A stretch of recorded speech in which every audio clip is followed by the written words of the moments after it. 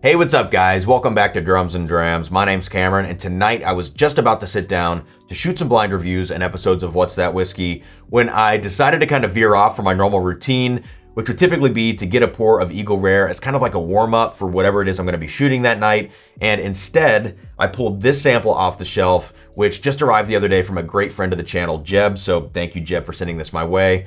But what we have here is a sample of Barrel Foolproof.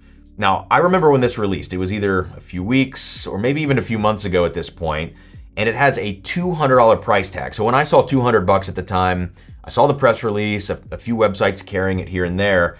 I just felt like $200 was kind of a risk. Now, I know this has a lot of highly aged bourbon in it, and I'll tell you about the blend in just a second, but this is a 123 proof product, $200 from Barrel Craft Spirits, which for me is a company that's very hit or miss. They used to send things to the channel here, for Drums and Drams. They used to send bottles my way and samples my way. I had positive feedback on some of them and some pretty, negative or pretty critical feedback of other things. And then those bottles and samples stopped showing up. And so I just thought, well, maybe I said too many negative things about their products. But by and large, I feel like Barrel, they create really academic blends, right? Like sometimes I feel like I need to sit down and study these blends and I feel like I want to write a dissertation about them instead of just simply sitting down and really enjoying the whiskey. And I think there's a time and place for all of these different things, but my criticism is usually kind of around the price point versus the academic nature of many of the blends. And then also sometimes the flavor profiles just aren't really for me if the blends have a ton of, Tennessee whiskey in them, let's say. And so for all of those reasons, when I saw the $200 price tag on this, I just decided not to spend my money on it. But because Jeb sent this sample, I went ahead and started the night off with this Barrel Foolproof, thinking that I was gonna just use this as a warm up for these other videos I'm gonna film. And as soon as I got this in my glass and I smelled it, I was like, holy crap, what's going on here? Then I tasted it and I was even more floored by this whiskey. $200 didn't seem so bad at that point. And I thought, you know what, let's fire the camera up right now and do kind of like a free-flowing video on this whiskey. So I haven't sat with this for days. I'm probably gonna be kind of, tripping on my words. It's gonna be a pretty raw video, but I think hopefully that'll be the most helpful thing about this video. Not that I've studied this whiskey, which many barrel products kind of require, but that I'm sitting down and giving you kind of like an honest first take on this. So what we have in the blend is Kentucky, Indiana, and Tennessee bourbons. The Kentucky components are 11 and 20 years old, so that's the youngest and oldest components in the blend from Kentucky. From Indiana, presumably MGP, 16 and 18-year bourbons, which is crazy. And then from Tennessee, 16 and 17-year-old bourbons. So again, this is 123 proof, and if you don't know the term foolproof, basically what that means is that if you go into the barrel at 120, and then you're gonna dump the barrel and bottle the product, maybe it comes out of the barrel at 125, you proof it back down to 120, which is what the barrel's entry proof was. So what they've done here with these, disparate barrels from these different distilleries is they've taken whatever the entry proof or foolproof would be for that product. So let's say the Tennessees are like 120. I don't know the real number. Let's say the Kentuckys are 125 and the Indianas are like 114. They've proofed those barrels back down to their entry proofs and then used them as blending components in this 11 to 20-year-old bourbon blend. The last thing I wanna say is that on their website, which I quickly scrolled before I jumped on video here, they say that it does really well with water. So I did pull out the little water dropper. That's not something I typically do in my reviews, but it's something I might start doing a little bit more of. So at the end, I will throw a drop or two of water in this and just see how it evolves. Let's go to the nose now. I'll try to keep this video short, but I think I'm gonna be kind of raving about this product, and well, I can already tell you it's a recommend. I actually ordered my bottle just before I started shooting this. So here we go, let's go to the nose now. Barrel Foolproof, see what we get. Yeah, man, so this just checks a lot of boxes right up front. The first thing that I smell is what feels to me to be like a 20-year Heaven Hill component. And I'm not gonna go through this review and try to accurately ascribe notes to different components. I may try to relate them to components to maybe help you as the viewer understand exactly what I'm talking about with certain notes. But I'm not trying to do a guessing game of where certain things come from, because blends can get crazy. But the first thing I get is so much rich rickhouse sweet but old but funky oak. And it really reminds me of a lot of the 20-year Heaven Hill that we've seen hit the market recently, between the Oakley single barrels, the very old St. Nick Believe 20-year, the Watch Hill proper, and I feel like there's probably some other stuff floating around there too. It just has that same kind of quality to it. So there's a little bit of like this old school rickhouse funky oak. There's also so much else going on here. There's so much fruit, there's so much savory quality. So let me go back to the nose real quick and we'll keep talking about this.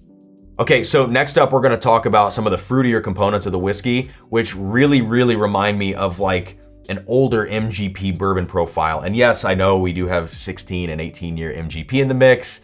Who knows if that's where these notes come from, but listen, I get a lot of that like grapey, blackberry syrup kind of note that I find on, anywhere from 10 to 18-year-old MGP. Usually like the 36% rye mash bill has a little bit more of that fruitiness to it, but you get a lot of these like really rich dark fruits in here, not only in like a fresh, vibrant, candy, sweet, and syrupy way, but also a little bit of like a raisin character to this too, which demonstrates maybe some more age from those kind of notes. So you get the freshness, you get the candy, the candy kind of qualities of this, but then you also get these dried fruits. And so for me, what that shows is a lot of complexity. And I think that's the name of the game with not only this whiskey, but so much of what Barrel puts out. They're so good at creating complex whiskeys that are recognizable, I think, from like the drinker's point of view. Like if I'm smelling and tasting these whiskeys from Barrel, it's usually easy for me to recognize like, oh wow, they put a lot of thought and a lot of time into this blend, and everything's very carefully taken care of. It's in its proper place and just the proper amount. That's the way I feel. Again, it's kind of academic in some cases, but here I'm not thinking academic. I'm just thinking like purely old, enjoyable bourbon. So we get a lot of the old, like just old bourbon, old Kentucky rickhouse notes. Then you get these really dark fruits. Let's go back to the nose one more time because there's one final layer that I want to dig into here. And last but not least, we have to talk about some of the more savory components of this whiskey. So I don't know where these notes are coming from. Like the natural thing for me to say is maybe it's the Tennessee component. And yes, maybe it is. But there's this this earthy, like forest floor note I would typically associate with certain wines, and this mushroom character also that I may associate more with wine or maybe even with sherry finished scotch.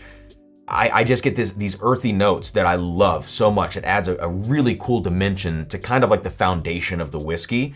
And I think that's another important thing to call out, is that this whiskey, not only does it have layers, but those layers feel tiered to me, almost like a pyramid. Like you imagine the food pyramid that you grew up seeing as kids, right? You have the sweets, whatever's on the top of the food pyramid, all the way down to whatever they put on the bottom back then. I think it was grains or something. And that's kind of like the flavor or aroma pyramid that I'm picking up right now on the nose. It's like at the top you get these beautiful accents, but as you go down, the whiskey has such a solid foundation that I just think the structure is great.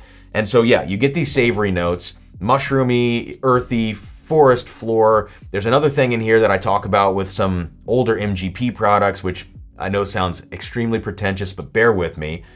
It's the smell of like walking outside in the fall and stepping on all the branches and all the leaves, autumn leaves, fall leaves, whatever you want to say. That smell that you get when you're outside walking through that, I kind of get that on the nose here. So there's a lot going on here. There's a lot of sweet, savory, spicy, oaky, everything in between. But I think I've talked enough about the nose now. Let's go to the palate. Cheers. I am so absolutely giddy for this whiskey, even just after that first sip. And I think what this proves to me is that this product, this blend, truly is a masterclass from Barrel. They are incredible blenders, and they have made such a fantastic product out of all of these different mash bills from all these different distilleries in 3 different states. I cannot applaud them enough just for how obviously good this is. It's not something I feel like I need.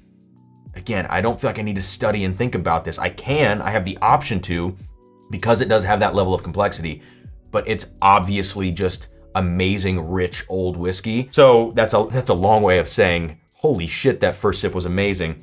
Now let's talk about it a little bit deeper here. So I think what stands out to me just about the palate overall is not like me picking apart all the notes.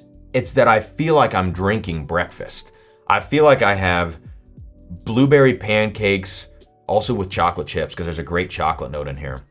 Blueberry pancakes, chocolate chips, covered in maple syrup. So it's sweet, rich, decadent. It's got enough kind of like savory, bacon fat, spicy, savory, bacon fat, spicy, whatever you want to say. Again, reminds me of breakfast, but it all just plays so nicely together. And so that first sip, great integration, not a bruiser on the palate necessarily. Like, I think the mid palate is extremely broad, which is what I look for in a product like this. Not too spicy, but the finish goes on and on and on. Even though it's not a spicy finish, it's more of just like this lingering, flavorful, oaky finish. So let's go back for one more sip before we wrap this up. But I'm excited to rate this whiskey. I'm excited to, honestly, at this point, just recommend it to all of you guys, even at the price point. But let's do one more sip before we wrap this up. So on that second sip, I feel like this whiskey loses a little bit of that intensely aged oak component, and it digs deeper into a lot of those dark and rich fruit notes, as well as more into maybe a savory component. But actually, I feel like I'm starting to pick up a little bit of like the Tennessee component in the blend. And for those of you out there that are like really sensitive to George Dickel, which I imagine this has to be George Dickel at the age, in the blend. If you're super sensitive to that, it could be a turnoff, but listen, I'm like what do we call them? A Dickel bloodhound. Like, I'm very sensitive to that note in a lot of products. This has a very subtle influence on that second sip, and as I get into the finish. If you're insanely sensitive, maybe it's not for you, but I honestly think it just adds like a cool extra dimension to the whiskey. And so for me, even though this is evolving sip to sip, I'm not saying it's inconsistent. It's just got this evolution, and you're picking up on these different components. I think it's really nice stuff. And I know I said that was gonna be the last sip, but I do have to add a couple drops of water here to this whiskey just to see how this thing evolves. So let's go ahead and do, I don't know, let's do 2 drops because I don't have very much left in the glass. Let me go to the nose now. All right, and on the nose, I feel like it's a little more muted actually. You got to give this a bit of time to kind of like acclimate with the water in there and to kind of even itself out. But I do feel like it's a little more muted on the nose now. But let's go to the palate. I think even with 2 drops of water, for the amount of whiskey I had left in the glass, that was probably just a little too much. I feel like it lost a little bit of its life, not only on the nose, but also on the palate. It got fruitier, actually. It got a little more syrupy, definitely more round. But I think what I gained in those ways, I lost in spice, I lost in oak, and I also lost in excitement. So maybe only 1 drop of water. Be careful working with this if you have a bottle of this with water.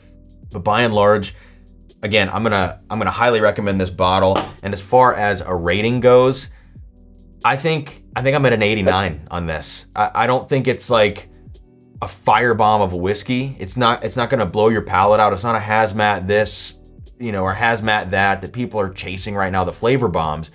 But it's a flavor bomb in a different way, in a little bit more of a sophisticated way, and definitely in a higher age way. And I've got to say hats off to Barrel for putting this together. I think it's fantastic. I ordered my bottle. I'm gonna be curious to hear from you guys what you think if you had the chance to try this. Let me know in the comment section, like, comment, subscribe. Thank you, cheers, and I will see you guys soon here on Drums and Drams.